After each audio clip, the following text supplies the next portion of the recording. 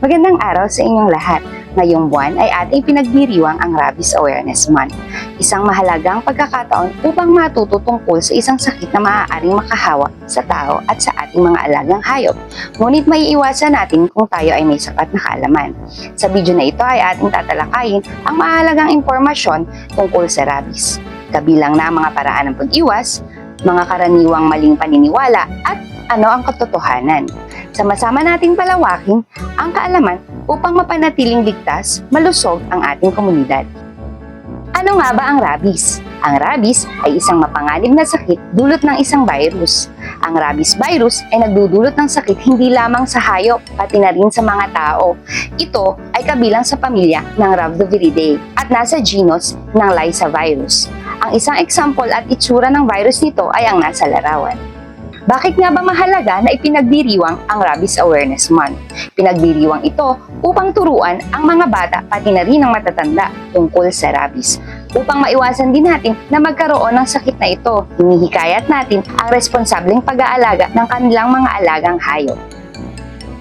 Paano nga ba nagkakameron ng rabies ang isang tao? Ang isa sa dahilan ng pagkakaroon nito ay ang kagat ng aso, pusa at anumang hayop na merong rabies virus. Maaaring sa simpleng kalmot na mga hayop na may rabies ay magkameron tayo nito. Gayon din kapag nalawayan ng mga hayop na may rabies ang ating mga sugat at kapag na-expose tayo sa laway nito.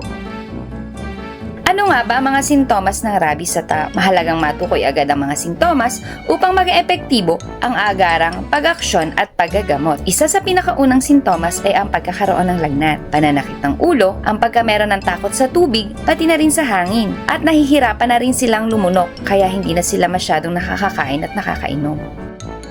Ano naman ang mga sintomas na madalas na nakikita natin sa hayop na merong rabies? Minsan, meron tayong mga alagang hayop na mga tahimik lamang, pero biglang nagbabago ang kanilang ugali at nagiging agresibo. Meron din naman tayong mga alagang hayop na makukulit, ngunit bigla silang naging matamlay at nagkameron ng kakaibang mga kilos. Isa sa madalas pang sintomas ng rabies sa hayop ay ang labis na paglalaway.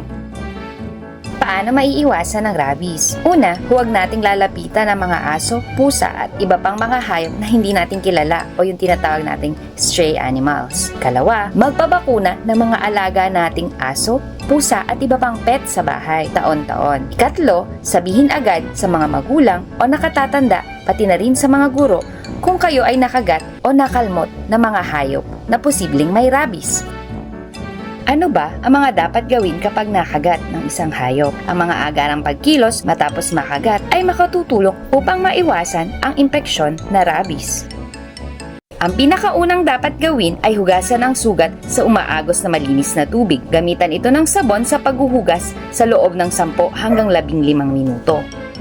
Kung sakaling meron tayong mga antiseptic sa bahay, maaari natin itong lagyan kagaya ng Hyclens, Betadine, or antibiotic ointment. Ang kasunod ay dapat sabihin natin agad ito sa ating mga guro, magulang o kung sino mang nakakatandang inyong kasama sa bahay. At ang pinakamahalaga, kailangan natin agad magpatingin sa doktor o kumonsulta sa mga animal bite center upang mabigyan tayo ng paunang lunas na bakuna. Kailangan din nating sundin ang schedule ng bakunang ibibigay sa atin. Mali ang paniniwala na ang aso at pusa lamang ang may rabies. Lahat ng klase ng mammals ay maaaring magkaroon ng rabies, kabilang na ang tao, paniki, unggoy at iba pang mga wild animals. Mali din ang sinasabing kapag maliit lamang ang sugat at kalmot lamang ay hindi kayo magkakarabis. Dahil madalas malawayan ng mga hayop ang kanilang mga kamay, kaya maaaring ang laway na may rabies virus na nagamit sa para makalmot tayo ay magdulot din ng sakit. Mali din ang sinasabi na kapag lumipas ang ilang araw na walang sintomas ay ligtas na ang taong nakagat kasi maaaring paglabas ng sintomas ay nakabase na lamang sa lakas ng resistensya ng iyong katawan. May tao na inaabot ng ilang linggo, buwan at taon bago magkaroon ng sintomas at kung sakaling lumabas ito kahit sa pinakaunang sintomas ay di na natin ito kayang lunasan kaya mahalagang huwag baliwalain kapag nakagat ng hayop. Mali din ang sinasabi na pahidan ang kagat ng langis at bawang. Kailangan sundin ang tamang paglilinis ng sugat kagaya ng nabanggit kanina at agarang patingnan sa doktor. Mali din ang sinasabing ang mga alagang hayop natin sa bahay ay malinis at walang rabies, lalo na kung di naman natin ito pinababakunahan taon-taon. Dapat silang natuturukan ng anti-rabies para masiguradong ligtas. Huwag matakot magsabi, mabuting maagapan kaysa mapahamak. Tandaan, ang rabies ay naiiwasan at nagagamot kung maagapan. Maging responsable at maingat sa pakikitungo sa mga hayop. Maraming salamat sa inyong pakikinig. Sa muli!